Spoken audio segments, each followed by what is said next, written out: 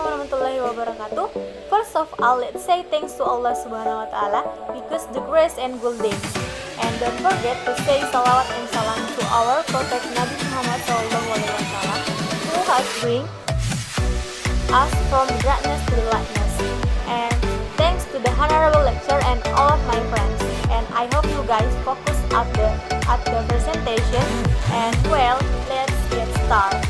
Okay guys, we are from group 1. Today we would like to do a presentation our material dari konsep perkembangan dalam konstelasi psikologi dan pendidikan.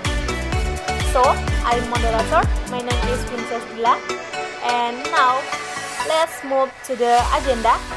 And first material will be handled myself. I will explain my material about konsep perkembangan. Di dalam makalah kami yang berjudul Konsep Perkembangan dalam Konstelasi Psikologi dan Pendidikan, ada beberapa konsep-konsep, yaitu yang pertama konsep perkembangan, yang kedua konsep perkembangan dalam psikologi perkembangan, yang ketiga konsep perkembangan dalam ilmu psikologi pendidikan, dan yang keempat manfaat psikologi perkembangan dalam dunia pendidikan. Materi saya di sini adalah konsep perkembangan. Guys, apa kalian tahu apa itu perkembangan? Perkembangan merupakan suatu proses yang pasti dialami atau yang ditahapi oleh setiap individu yang bersifat kualitatif. Ada beberapa prinsip perkembangan menurut Harlock. Yang pertama, adanya perubahan. Perubahan yang dimaksudkan adalah perubahan yang bisa menanjak ke atas kemudian mengalami kemunduran. Dan yang kedua, perkembangan awal lebih khusus daripada perkembangan selanjutnya. Dan yang ketiga, perkembangan merupakan proses kematangan seseorang. Dan yang keempat, perkembangan dapat diramalkan. Yang kelima atau yang terakhir, terdapat perbedaan individu dalam perkembangan. Next material will be handled Mr. Yudhistira Budona. Time's yours. Ya, bismillahirrahmanirrahim. Assalamualaikum warahmatullahi wabarakatuh. Perkenalkan, nama saya Yudhistira Budona. Dan saya menjelaskan tentang konsep perkembangan terhadap ilmu psikologi perkembangan. Sebelum kita masuk ke materi, mari kita tahu apa itu ilmu psikologi perkembangan. Ilmu psikologi perkembangan adalah ilmu yang mempelajari tentang perilaku individu terhadap yang melatar belakangi perubahan perilaku individu tersebut. Selanjutnya, hal yang menjadi topik bahasan psikologi yaitu perubahan kualitatif atau perkembangan, yang dimana hal ini berfungsi atau berkaitan dengan fungsi kejiwaan yang sangat kompleks, jadi perlu dipelajari. Yang perlu juga kita sadari bahwa pertumbuhan fisik dapat berhubungan dengan perkembangan psikis. Pengertian dari perkembangan adalah perubahan yang dialami oleh setiap individu yang mana menuju ke tingkat dewasa atau tingkat yang lebih matang lagi, yang bersifat sistematis, progresif, dan berkesinambungan, baik secara fisik atau jasmani maupun psikis atau rohani. Sejak saat konsepsi atau pada saat sel telur dan sperma bersatu untuk membentuk kehidupan baru, pada saat itulah terjadinya perubahan yang terjadi secara terus menerus. Kemudian masuk kepada tingkat yang selanjutnya, yaitu terbentuklah individu. Kemudian individu yang satu dan individu yang satu tersebut saling mempengaruhi karena saling memberikan pengalaman yang berada dalam suatu lingkungan yang sama. Kemudian kapan proses tersebut akan benar-benar berakhir? Proses tersebut akan benar-benar berakhir hanya pada saat ketika manusia atau individu tersebut mati. Selanjutnya mengenai perubahan psikis. Perubahan psikis itu tidak mudah selanjutnya mengenai perubahan psikis. Perubahan psikis itu tidak mudah diamati dan dijelaskan. Contohnya pada seorang anak yang baru mulai berbicara dan pada saat itu selanjutnya perubahan psikis. Perubahan psikis itu tidak mudah diamati dan mengenai perubahan psikis. perubahan psikis itu tidak mudah diamati dan dijelaskan. Contohnya seperti seorang anak yang baru mulai belajar berbicara, berkomunikasi dengan anak-anak yang lainnya, yang kemudian selanjutnya banyak lagi keterampilan-keterampilan lain mengenai perkembangan tersebut. Okay, the next material will be handled Miss Indriani times your. Bismillahirrahmanirrahim. Assalamualaikum warahmatullahi wabarakatuh. Well guys, good afternoon. My name is Indriani. I'm from Sangetara, and now I'm gonna explain to you about the third material as the continue of my friend.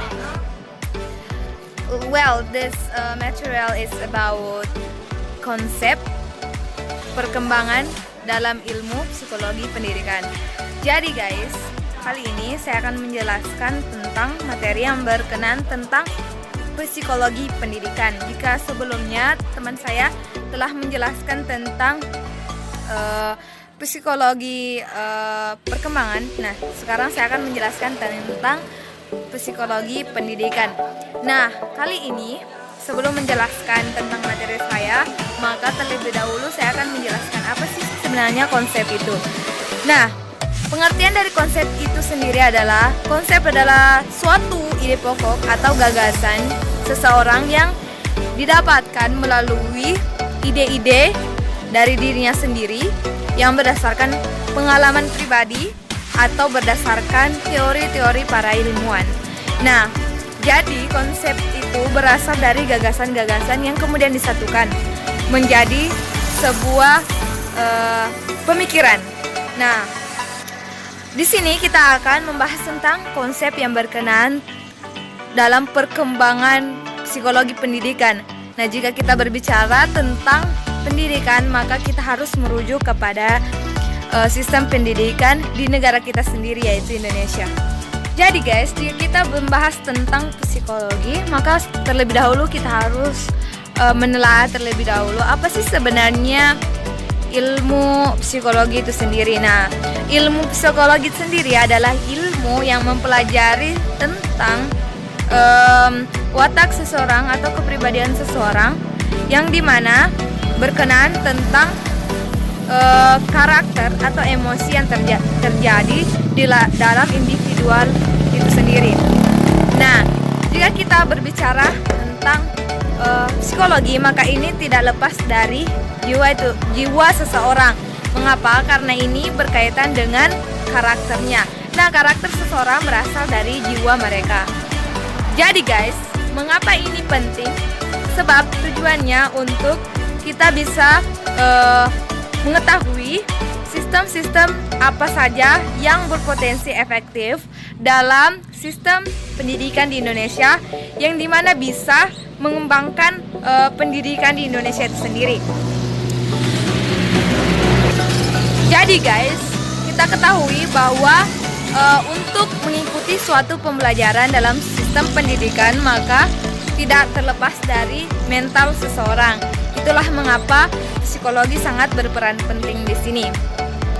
Nah guys, yang kita pelajari hari ini yaitu berkenaan tentang konsep perkembangan psikologi pendidikan.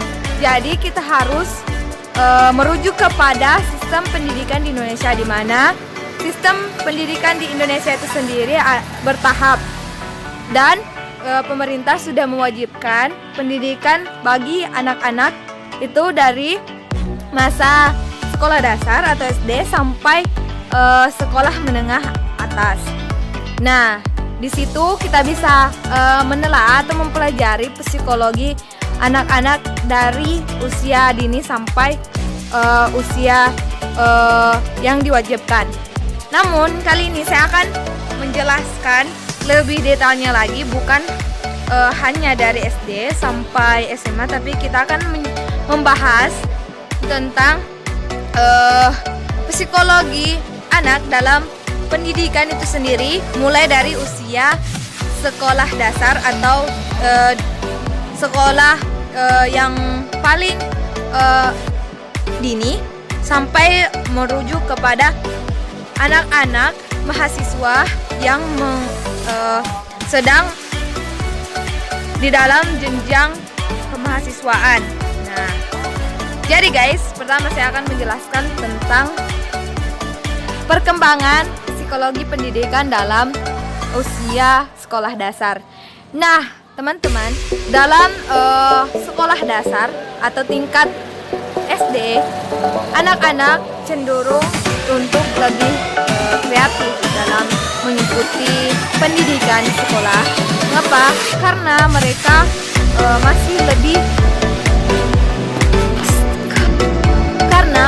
lebih cenderung untuk memperhatikan diri mereka sendiri. Nah, mereka lebih cenderung untuk bermain.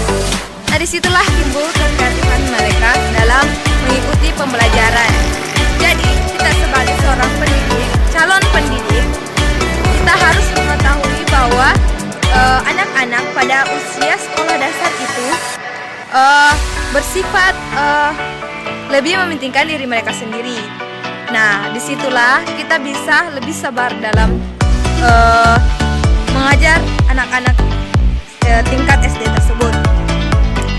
Dan kemudian pada tingkat SD mereka belum bisa membedakan yang baik dan yang buruk secara sebenar-benarnya. Nah, di situ mereka lebih cenderung untuk baru mau mengenal yang mana yang baik dan yang mana yang buruk. Nah, disitulah tugas kita sebagai seorang calon pendidik untuk dimana kita harus memperkenalkan mereka karakter yang baik dan yang buruk menurut psikologi atau secara umum. Nah, ciri khas dari anak SD itu sendiri, mereka lebih cenderung bertindak untuk memperlihatkan diri mereka bahwa mereka itu lebih bersikap dewasa atau mereka lebih pintar. Ya, mereka itu lebih ingin menang sendiri begitu. Jadi kita sebagai seorang calon pendidik harus lebih sabar untuk menanggapi para anak-anak yang masih belajar di sekolah dasar. Well, kita move ke materi selanjutnya, yaitu perkembangan psikologi pendidikan dalam tingkat SMP. Nah, dalam tingkat SMP di sini para peserta didik mulai mengetahui atau bisa membedakan yang baik dan yang buruk. Namun cenderung mereka masih labil dalam menentukan pilihan mereka pada saat itu. Dan disinilah masa-masa pubertas di mana mereka mulai mengenal cinta di masa SMP. Namun kali ini saya akan menjelaskan lebih detailnya lagi, bukan hanya dari SD sampai SMA, tapi kita akan membahas tentang psikologi anak dalam pendidikan itu sendiri, mulai dari usia sekolah dasar atau sekolah yang paling dini sampai merujuk kepada anak-anak mahasiswa yang sedang di dalam jenjang kemahasiswaan. Nah, jadi guys, pertama saya akan menjelaskan tentang perkembangan psikologi pendidikan dalam usia sekolah dasar. Nah, teman-teman, dalam sekolah dasar atau tingkat SD, anak-anak cenderung untuk lebih kreatif dalam mengikuti pendidikan di sekolah. Mengapa? Karena mereka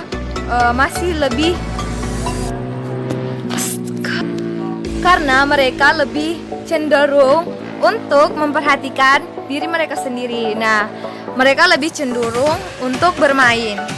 Nah, disitulah timbul kekreatifan mereka dalam mengikuti pembelajaran.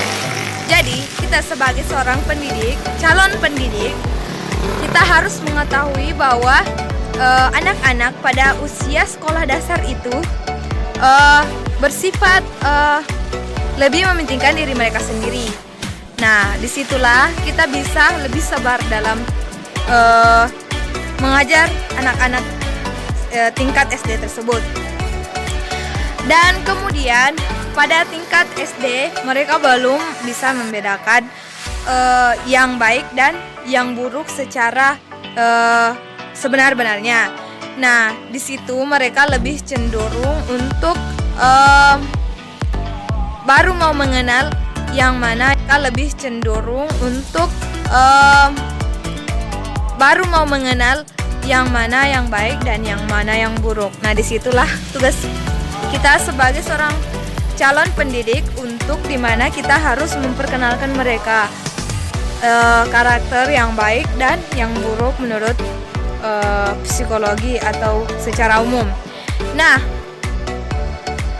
ciri khas dari anak SD itu sendiri, mereka lebih cenderung bertindak untuk memperlihatkan diri mereka bahwa mereka itu lebih bersikap dewasa atau mereka lebih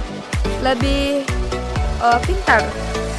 Ya, mereka itu lebih ingin menang sendiri begitu.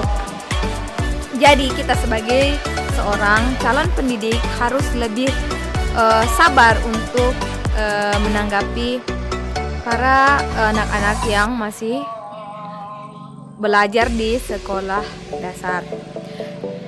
Well, kita move ke materi selanjutnya, yaitu perkembangan psikologi pendidikan dalam tingkat SMP. Nah, dalam tingkat SMP di sini para peserta didik mulai mengetahui atau bisa membedakan yang baik dan yang buruk.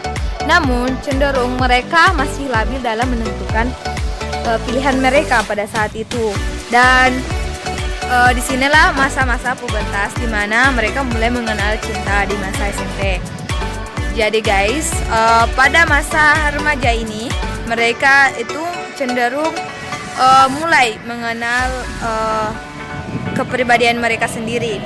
Di sini mereka cenderung bisa memilih untuk bergabung dengan kelompok atau sendiri.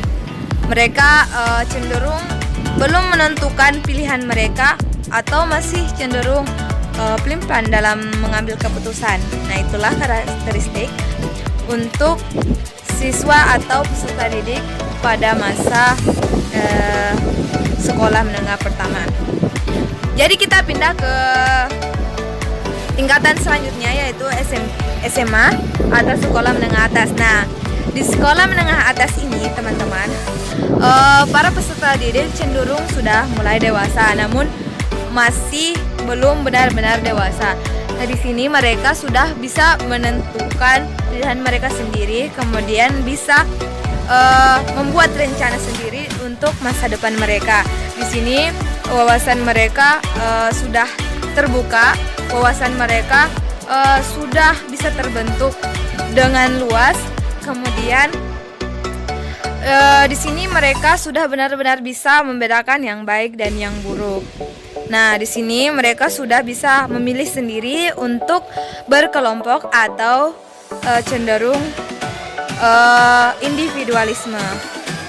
Nah, di sini kita bisa melihat bahwa pada masa ini para peserta didik antara masih kekanak-kanakan dan sudah mulai beranjak bersikap dewasa dalam kehidupannya.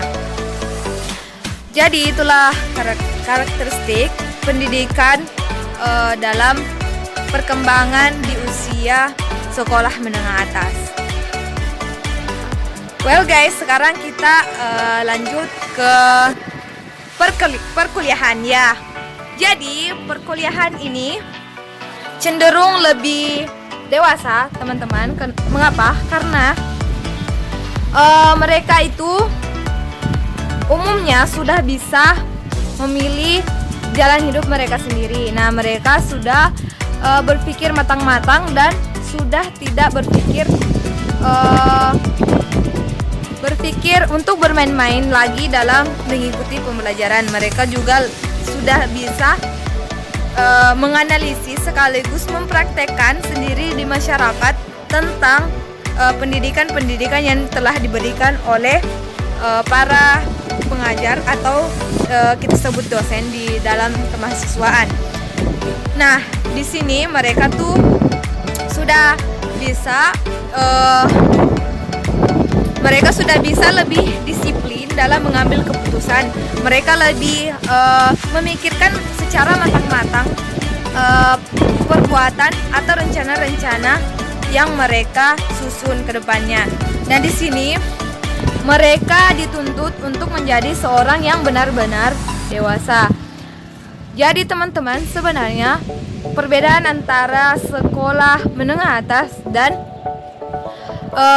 mahasiswa itu sangat dilihat dari pola pikir mereka. Nah, kebanyakan dari kita masih bersikap seolah kita masih seorang pelajar SMA. Di dalam kemahasiswaan sendiri itu sangat berbeda. Mengapa? Karena di kemahasiswaan para mahasiswa dituntut untuk memberikan kontribusi kepada masyarakat secara langsung, dan kita dituntut untuk lebih berkomunikasi dengan masyarakat tentang aspirasi-aspirasi atau ide-ide kita yang kita miliki. Nah, di sini kita dituntut untuk tidak pelin-pelan dalam memutuskan sesuatu. Mengapa? Karena seorang mahasiswa itu sendiri akan sangat disiplin secara ilmu atau apapun itu yang berkenaan tentang kehidupannya, di mana di sini sangat dibutuhkan untuk masyarakat itu sendiri. Mengapa? Karena setelah lulus menjadi seorang sarjana, maka mahasiswa dituntut untuk menjadi seorang teladan di dalam masyarakat. Nah, jadi pendidikan di masa kuliah itu sangatlah lebih lebih keras lagi, dan sangat dua kali berbeda daripada sekolah dasar, sekolah menengah pertama, dan sekolah menengah atas itu sendiri. Mungkin sekian penjelasan dari saya tentang materi konsep perkembangan psikologi dalam pendidikan. Jadi, semoga itu lebih bermanfaat dan akan dilanjutkan oleh teman saya. Jadi, perkuliahan ini cenderung lebih dewasa, teman-teman. Mengapa? Karena mereka itu umumnya sudah bisa memilih jalan hidup mereka sendiri. Nah, mereka sudah berpikir matang-matang dan sudah tidak berpikir untuk bermain-main lagi dalam mengikuti pembelajaran. Mereka juga sudah bisa menganalisis sekaligus mempraktekkan sendiri di masyarakat tentang pendidikan-pendidikan yang telah diberikan oleh para pengajar atau kita sebut dosen di dalam kemahasiswaan. Nah, di sini mereka tuh sudah bisa lebih disiplin dalam mengambil keputusan. Mereka lebih memikirkan secara matang-matang perbuatan atau rencana-rencana yang mereka susun ke depannya. Nah, di sini mereka dituntut untuk menjadi seorang yang benar-benar dewasa.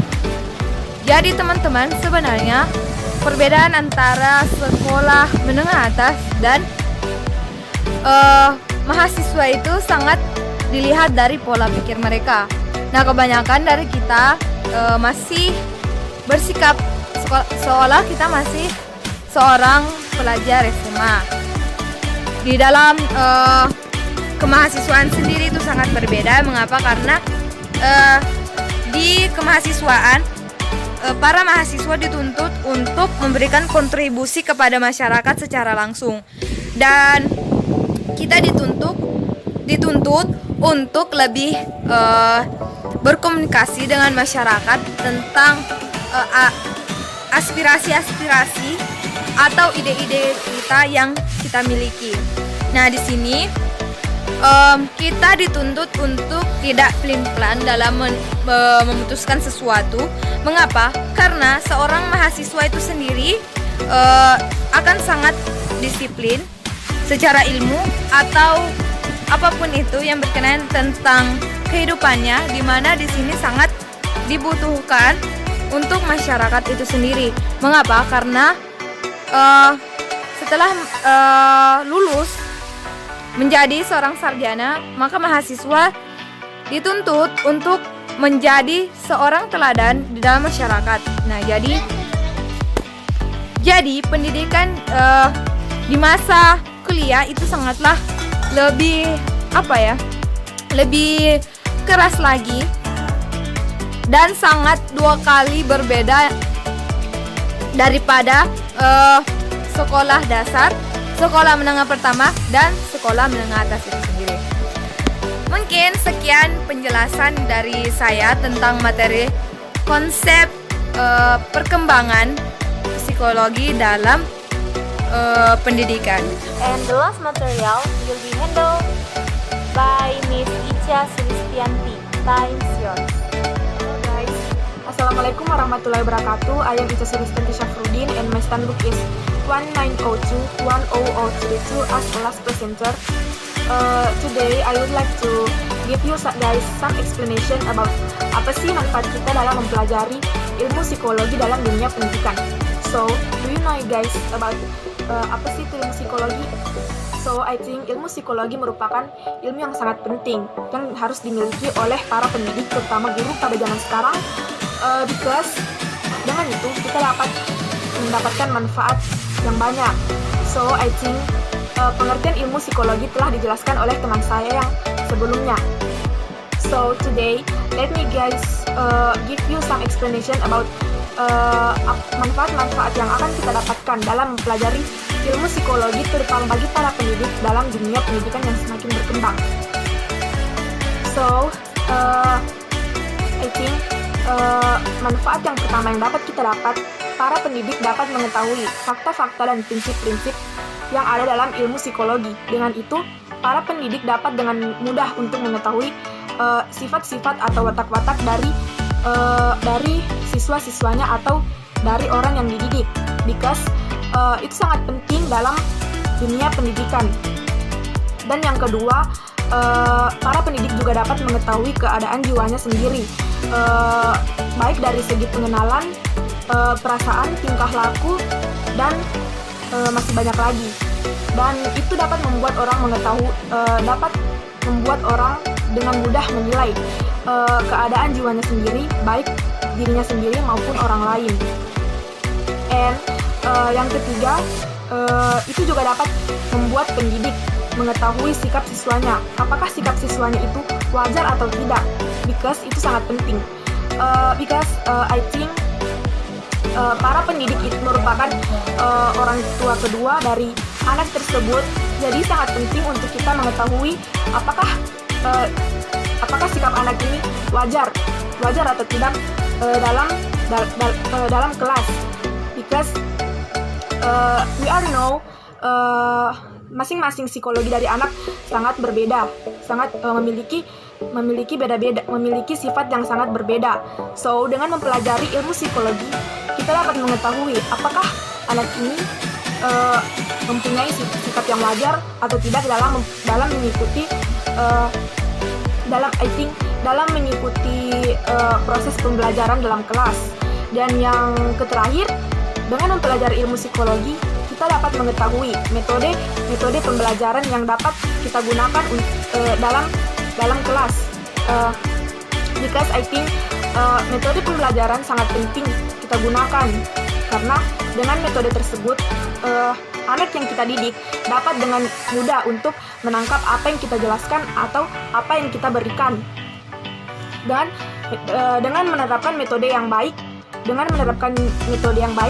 anak-anak dapat lebih mudah untuk mengambil pembelajaran apa yang kita maksud. So, sangat penting untuk mengetahui psikologi dari masing-masing anak untuk dapat menetapkan metode pembelajaran yang lebih efektif. So, I think that's all for me. I'm sorry for the mistake. We are from group 1. Wanna say thank you so much for your attention, and I'm sorry for a mistake because we are just human being in. Assalamualaikum warahmatullahi wabarakatuh. Mengikuti proses pembelajaran dalam kelas. Dan yang terakhir, dengan mempelajari ilmu psikologi, kita dapat mengetahui metode pembelajaran yang dapat kita gunakan dalam kelas. Because I think metode pembelajaran sangat penting kita gunakan, karena dengan metode tersebut anak yang kita didik dapat dengan mudah untuk menangkap apa yang kita jelaskan atau apa yang kita berikan. Dengan menerapkan metode yang baik, anak-anak dapat lebih mudah untuk mengambil pembelajaran apa yang kita maksud. So, sangat penting untuk mengetahui psikologi dari masing-masing anak untuk dapat menetapkan metode pembelajaran yang lebih efektif. So, I think that's all for me. I'm sorry for the mistake. We are from group 1. Wanna say thank you so much for your attention, and I'm sorry for a mistake because we are just human being in. Assalamualaikum warahmatullahi wabarakatuh. Guys, itulah tadi discussion from my group, and thanks to the attention, and don't forget like, comment, and subscribe. And assalamualaikum warahmatullahi wabarakatuh.